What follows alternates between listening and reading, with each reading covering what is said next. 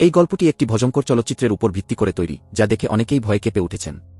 এই চলচ্চিত্রটি মালয়েশিয়ার একটি কুখ্যাত স্থানে চিত্রায়িত হয়েছে এবং এটি একটি সত্য ঘটনা থেকে অনুপ্রাণিত। চলচ্চিত্রটি মুক্তি পাওয়ার পর এটি সেই বছরের সবচেয়ে ভয়ঙ্কর সিনেমা হিসেবে বিবেচিত হয়। গল্পের শুরু হয় এক মহিলার সঙ্গে, যাকে আমরা মায়া আপা বলে ডাকতে পারি। মায়া আপা তাদের বাড়িতে একটি অদ্ভুত মূর্তির পূজা করতেন। এই মূর্তিকে তারা শুভ মনে করতেন, কিন্তু হঠাৎ করেই এই মূর্তি তাদের জীবনে ভয়ঙ্কর বিপদ ডেকে আনে।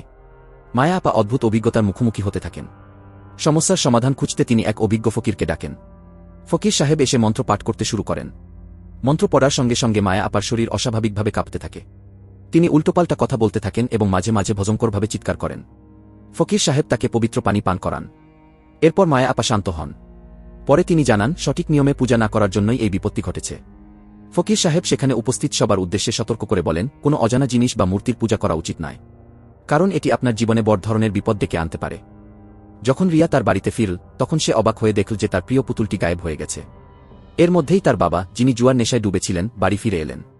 ফিরে আসার পর তিনি জানালেন আবারও সমস্ত টাকা হারিয়ে এসেছেন। এই কথা শুনে তার মা কিছু অভিযোগ করলেন, কিন্তু রিয়ার বাবা রাগ করে তার উপর চিৎকার করতে শুরু করলেন।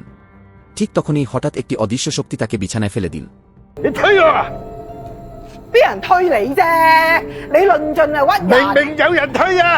এই দৃশ্য দেখে সবাই হতবাক হয়ে গেল। এই পরিবারে ঝগড়া যেন নিত্যদিনের ঘটনা, আর রিয়া এসব দেখে অভ্যস্ত হয়ে গিয়েছিল। সে ভেবেছিল একটু স্নান করে নিজের ঘরে গিয়ে ঘুমিয়ে পড়বে, কিন্তু রিয়া জানত না এই রাত তার জন্য এক অদ্ভুত অভিজ্ঞতা অপেক্ষা করে আছে। স্নান শেষে বাথরুম থেকে বের হওয়ার সময় আয়নায় সে দেখতে পেল তার পেছনে একটি মেয়ে দাঁড়িয়ে আছে। ভয়ে কাঁপতে কাঁপতে সে পেছনে তাকাল, কিন্তু সেখানে কিছুই নেই, শুধু একটি বড় পানির ড্রাম পড়েছিল। তার মনে হলো হয়তো কেউ সেই ড্রামের ভেতরে লুকিয়ে আছে। সাহস করে সে ড্রামের ঢাকনা খুলল। ড্রামের পানির দিকে তাকাতেই সে দেখল সেই একই মেয়ে ছাদের থেকে উল্টে ঝুলে আছে এবং দ্রুত তার দিকে এগিয়ে আসছে। সেই মেয়ে তাকে পানির ড্রামের মধ্যে টেনে নেওয়ার চেষ্টা করল। যখন রিয়া বাথরুম থেকে পালানোর চেষ্টা করছিল, অনেক চেষ্টার পর সে কোনোভাবে নিজেকে মুক্ত করে বাইরে আসতে সক্ষম হয়। কিন্তু ঠিক তখনই পুরো বিল্ডিংয়ে বিদ্যুৎ চলে গেল। অন্ধকারে হঠাৎ কেউ তার কাঁধে হাত রাখল। ভয়ে সে পেছনে তাকাল, কিন্তু সেখানে কেউ ছিল না।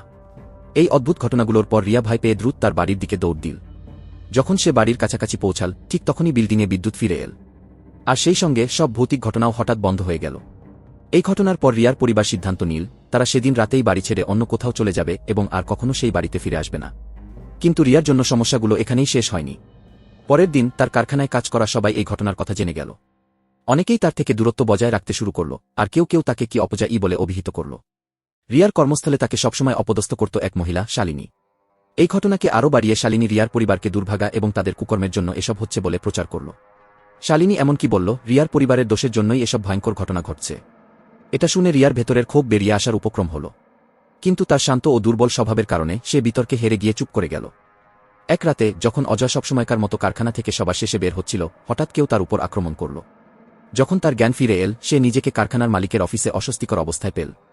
সঙ্গে সঙ্গেই বুঝতে পারল যে তার সঙ্গে কিছু ভুল হয়েছে, আর এটা হয়তো মালিকেরই কাজ। অফিস থেকে বের হতেই তার মালিকের সঙ্গে মুখোমুখি দেখা হয়। মালিকের হাতে অজয়ের চশমা ছিল, আর সে তাকে আবার অফিসে ফিরে গিয়ে বিশ্রাম করার প্রস্তাব দিল। কিন্তু অজয় দ্রুত নিজের চশমা নিয়ে সেখান থেকে বের হওয়ার চেষ্টা করল। বাইরে এসে সে দেখল তার হারিয়ে যাওয়া পুতুলটি কারখানার মালিকের মেয়ের হাতে। অজয়ের বুঝে আসছিল না এত ছোট মেয়ে কিভাবে তার জিনিস চুরি করতে পারে, আর তার উপর তাকে হুমকিও দিচ্ছে। মেয়েটি বলল যদি অজয় পুতুল ফিরিয়ে না দেয়, তাহলে সে রাতের ঘটনা সবার সামনে ফাঁস করে দেবে। কিন্তু অজয় তার কথা না শুনে পুতুলটা ফিরিয়ে নিয়ে সেখান থেকে চলে গেল। বাস স্ট্যান্ডে দাঁড়িয়ে পুরো ঘটনাটি নিয়ে সে খুব রাগ আর কষ্ট অনুভব করছিল। নিজের আবেগ সামলে সে পুতুলটির দিকে তাকিয়ে বলল, তুমি আমাকে সাহায্য করো, তাকে একটা শিক্ষা দাও।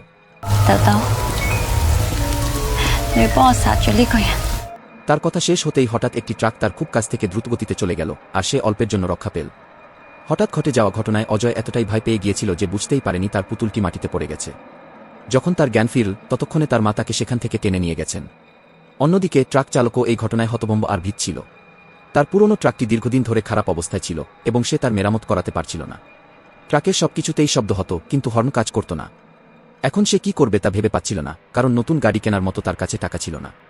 পরের দিন যখন অজয় কারখানায় গেল, তখন মালিকের মেয়ের চতুর এবং চ্যালেঞ্জপূর্ণ হাসি দেখে তার কিছু একটা গোলমাল হয়েছে বলে মনে হল। তার ধারণা সত্যি প্রমাণিত হল। মেয়েটি আগের রাতের ঘটনার সবকিছু শালিনীকে বলে দিয়েছিল, কিন্তু মেয়েটি জানত না অজয়ের উপর আসলে কি ঘটেছিল।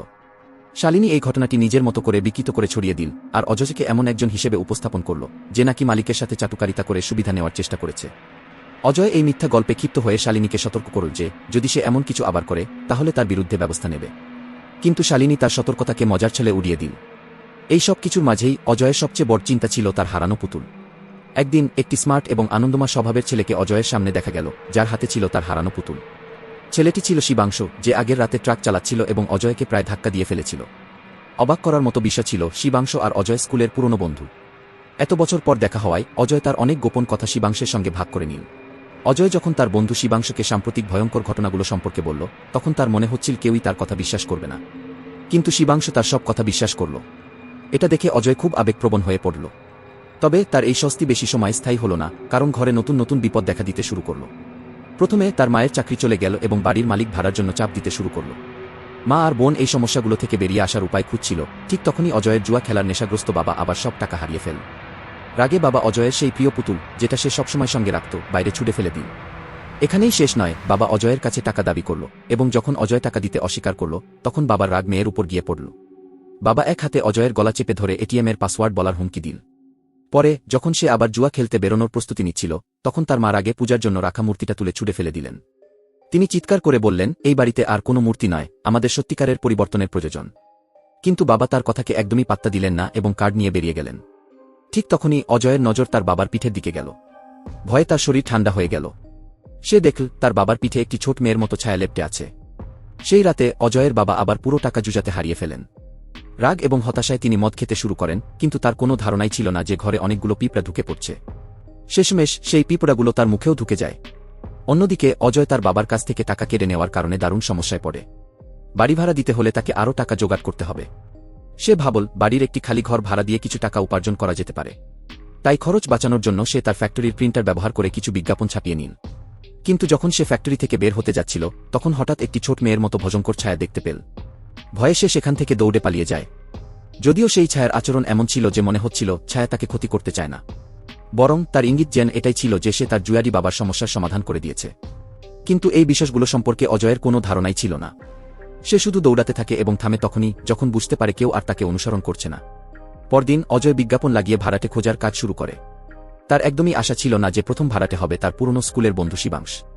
বাড়িটি যদিও ছোট ছিল, কিন্তু শিবাংশের মতো একা থাকা ব্যক্তির জন্য এটি একেবারে উপযুক্ত। যখন শিবাংশ বাড়ি দেখতে আসে, তখন সে অজয়ের মায়ের সঙ্গেও দেখা করে। কিন্তু অজয় দেখে অবাক হয় যে তার মা, যিনি সাধারণত সবার কাছ থেকে সাহায্য নিতে প্রস্তুত থাকেন, শিবাংশের প্রতি খুবই ঠান্ডা এবং অনাগ্রহী আচরণ করেন। শিবাংশ অজয় এবং তার মায়ের আচরণ নিয়ে কোনো অভিযোগ করেনি। এক সন্ধ্যায় শিবাংশ নিজে রান্না করে অজয় এবং তার মাকে খাওয়ার জন্য ডাকল। কিন্তু অজয়ের মা কিছু না খেয়েই টেবিল ছেড়ে উঠে গেলেন এবং নিজের ঘরে চলে গেলেন। এরপর শিবাংশ তার গিটার নিয়ে ছাদে চলে গেল, যেখানে অজয় কাপড় শুকাচ্ছিল। শিবাংশ তার কাজে সাহায্য করতে করতে আলাপ শুরু করল। কিন্তু এসব কিছুই অজয়ের মনের ভয় দূর করতে পারল না। হঠাৎ অজয় একটি লাল আলো ঘেরা ভয়ঙ্কর ছায়া দেখতে পেল। আতঙ্কিত হয়ে সে পেছনে সরতে গিয়ে শিবাংশের সঙ্গে ধাক্কা খেয়ে পড়ে যায়। শিবাংশের আত্মবিশ্বাসী হাসি দেখে অজয়ের মন কিছুটা শান্ত হয়। শিবাংশ তাকে বোঝাল, ভয়ের সঙ্গে লড়াই করার সেরা উপায় হল নিজেকে আরও সাহসী করে তোলা। যদি কখনো ভয়ঙ্কর কিছু তোমার সামনে আসে, শিবাংশ বলল, তাহলে তার চেয়েও বেশি সাহসী হয়ে ওঠো। কয়েকদিন পর অজয় বুঝতে পারল যে পৃথিবীতে সবচেয়ে ভয়ঙ্কর জিনিস ভূতপ্রেত নয়, বরং মানুষই হতে পারে। একদিন অফিসে কাজ করার সময় তার সহকর্মী রানী আবার তাকে বিরক্ত করল। এইবার রানী অজয়ের খাবারে পচা মাংস মিশিয়ে দিল এবং সেই ঘটনার ভিডিও করে অজয়কে হুমকি দিল যে সে তা সোশ্যাল মিডিয়ায় ছেড়ে দেবে। রাতে শুয়ে অজয় এইসব কথা ভাবতে লাগল। সে ভাবছিল কেন রানী বারবার তাকে এমনভাবে কষ্ট দিচ্ছে। তার পুরনো সেই প্রিয় পুতুলটির কথা মনে পড়ে গেল, যেটা তার বাবার আগের মাথায় ফেলে দিয়েছিলেন। সেই পুতুলটাই তো ছিল যেটা তার কথাগুলোকে শুনত কি এবং তাকে শান্ত অনুভব করতে সাহায্য করত।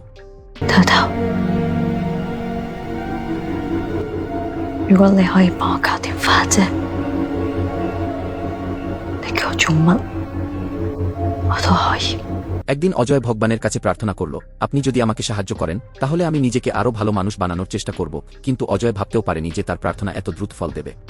সেই রাতেই একটি অদ্ভুত ঘটনা ঘটল। রানী, যে প্রায়ই অজয়কে বিরক্ত করত, নেশাগ্রস্ত অবস্থায় বাড়ি ফিরছিল। হঠাৎ তার মনে হল কেউ যেন তার পিছু নিচ্ছে। কিছুক্ষণের মধ্যে রানী রাস্তার ধারে পড়ে অজ্ঞান হয়ে গেল। যখন তার জ্ঞান ফিরল, তখন সে নিজেকে একেবারে নির্জন একটি জায়গায় আবিষ্কার করল। তার হাত পা এবং মুখ বাঁধা ছিল। রানী মুক্ত হওয়ার চেষ্টা করলেও হঠাৎ একটি রহস্যময় শক্তি তাকে শেষ করে দিল। সবচেয়ে অবাক করা বিষয় হল, এই ঘটনাটি অজয়ের মা আড়াল থেকে দেখে ফেলেছিলেন। ঘটনার পর তিনি চুপচাপ রানীর মৃতদেহ নদীতে ফেলে দিয়ে এলেন। পরের দিন সকালে শিবাংশ যখন গোসল করতে গেল, তখন সে পানিতে অনেকগুলো পোকা ভাসতে দেখল। বিষয়টি তার সন্দেহজনক মনে হল। ছাদে গিয়ে পানি ট্যাঙ্ক খুলতেই সে স্তম্ভিত হয়ে গেল। ট্যাঙ্কের ভেতরে ছিল অজয়ের বাবার মরদেহ। অজয়ের মা কখনো ভাবেননি যে রাগের মাথায় বলা তার কিছু কথা এমন ভয়ঙ্কর পরিণতি ডেকে আনবে। যখন তিনি তার স্বামীর জিনিসপত্র গুছাতে শুরু করলেন তখন আলমারিতে একটি পুরনো পুতুল খুঁজে পেলেন যা তার স্বামীর আগের মাথায় ফেলে দিয়েছিলেন। আর সবচেয়ে ভয়ের বিষয় ছিল যখন তিনি সেই পুতুলের বোতাম চাপলেন তখন তার ভেতর থেকে একটি অদ্ভুত মেয়েলি কণ্ঠস্বর শোনা গেল যা বলছিল, আমি তোমার সঙ্গে আছি। একটি ছোট কারখানায় কাজ করা মীরা তার মালিক রমনের দ্বারা অপমানিত হয়েছিল। যখন মীরার বাবা এই বিষয়টি জানলেন তখন তিনি খুবই রাগান্বিত হয়ে গেলেন এবং সিদ্ধান্ত নিলেন যে মেয়ের সাথে হওয়া অন্যায়ের প্রতিশোধ নিজেই নেবেন। মীরার বাবা সরাসরি কারখানায় গেলেন যেখানে তিনি মীরাকে একটি ঘরে তালাবদ্ধ করে রাখলেন যেন সে নিরাপদ থাকে। এরপর তিনি কারখানার দরজা বন্ধ করে হাতে একটি দা নিয়ে রমনের অফিসের দিকে রওনা হলেন। রমন যখন বিপদের আঁচ পেলেন তখন সাহায্যের জন্য চিৎকার করতে লাগলেন। কিন্তু মীরার বাবা দরজা ভেঙে অফিসে ঢুকে পড়লেন এবং রমনের সাথে সংঘর্ষে লিপ্ত হলেন। বাবার রাগ এতটাই তীব্র ছিল যে তিনি মেয়ের জন্য ন্যায়বিচার পেতে নিজের জীবন দিতে পর্যন্ত প্রস্তুত ছিলেন। তবে বয়সের কারণে রমনের উপর প্রভাব ফেলতে তিনি ব্যর্থ হলেন। কিছুক্ষণ পর রমন তাকে অজ্ঞান করে পালানোর চেষ্টা করলেন। কিন্তু রমনের জন্য আরও বড় ধাক্কা অপেক্ষা করছিল। তিনি যখন বাইরে যাওয়ার চেষ্টা করলেন দেখলেন তিনি একটি সেলাই মেশিনের সাথে বাঁধা। তার সামনে দাঁড়িয়ে ছিল মীরা, যার মুখে ছিল ক্ষোভ আর যন্ত্রণার ছাপ। রমন ভয়ে কাঁপতে কাঁপতে ক্ষমা চাইতে শুরু করলেন। কিন্তু মীরার মনে তখন আর কোনো দয়া ছিল না। মীরা সেলাই মেশিনের প্যাডেল চাপ দিল আর রমন যন্ত্রণায় চিৎকার করতে লাগলেন। এরপর মীরা একটি লোহার রড তুলে নিয়ে রমনের মাথায় আঘাত করলেন। এটি ছিল সেই অন্যায়ের শেষ যা মীরা ও তার পরিবার এতদিন ধরে সহ্য করেছিল। এটি একটি উপাখ্যান যা অবিচারের বিরুদ্ধে লড়াইয়ের প্রতীক এবং সাহসের বার্তা বহন করে। একদিন আরজার বন্ধু রাজ খবর পেল যে আরজার কারখানার মালিক রমন সন্দেহজনকভাবে মারা গেছেন। রাজ দ্রুত কারখানায় পৌঁছাল। সেখানে গিয়ে সে দেখল রমনের মরদেহ মাটিতে পড়ে আছে আর আরজার মা সাহায্যের জন্য চিৎকার করছেন। রাজ দ্রুত মাকে সাহায্য করার জন্য পানি রাখার ট্যাঙ্কের দিকে ছুটে গেল। কিন্তু ঠিক তখনই হঠাৎ কেউ তাকে ধাক্কা দিয়ে পানির মধ্যে ফেলে দিল। রাজ ঘুরে তাকিয়ে দেখল এবং হতবাক হয়ে গেল, সামনে আরজা দাঁড়িয়ে। কিন্তু আরজার চোখে ছিল এক অদ্ভুত ঝিলিক, যেন সে নিজেই আরজা নয়। এদিকে পুলিশ সময়মতো ঘটনাস্থলে এসে পৌঁছায় এবং রাজ ও আরজার মাকে উদ্ধার করে। কিন্তু তদন্তে উঠে আসে এমন একটি সত্য যা সবাইকে স্তম্ভিত করে দেয়। পুলিশ জানায় আরজার বিরুদ্ধে শুধুমাত্র রমনের হত্যার অভিযোগ নয়, তার নিজের বাবা এবং আরও একজন নারী যার নাম ছিল নিধি, তাদের হত্যার অভিযোগও রয়েছে। এই পুরো ঘটনার সবচেয়ে অদ্ভুত দিকটি তখন সামনে আসে যখন জানা যায় যে রাজ নামের কোনো ছেলে আদৌ বাস্তবে কখনো ছিল না। পুলিশি জিজ্ঞাসাবাদে আরজা স্বীকার করে যে সে আত্মাদের দ্বারা প্রভাবিত ছিল এবং যা কিছু ঘটিয়েছে তা তার নিজের নিয়ন্ত্রণের বাইরে ছিল। কিন্তু বিশেষজ্ঞরা জানান আরজা আসলে একটি মানসিক রোগে ভুগছিল যাকে বলা হয় ব্যক্তিত্ব বিভাজন। আরজার দুটি আলাদা সত্তা ছিল, একটি ছিল ভীতসন্ত্রস্ত ও দুর্বল মেয়ে আর অন্যটি ছিল এক কল্পিত নায়ক রাজ, যে তাকে বিপদ থেকে রক্ষা করত। নিজের মনের কষ্ট থেকে মুক্তি পাওয়ার জন্য আরজা এমন একটি গল্প বানিয়েছিল যেখানে একটি কাল্পনিক নারী আত্মা তাকে নির্যাতন করা মানুষদের শাস্তি দিত। এই সত্যটি জানার পর আরজা মানসিকভাবে সম্পূর্ণ ভেঙে পড়ে। শেষমেশ কারাগারে বসে সে নিজের হাত কেটে আত্মহত্যা করে। আজকের গল্প এখানেই শেষ। যদি গল্পটি আপনার ভালো লেগে থাকে তবে আমাদের চ্যানেলটি সাবস্ক্রাইব করতে ভুলবেন না। পরবর্তী পর্বে আবার দেখা হবে।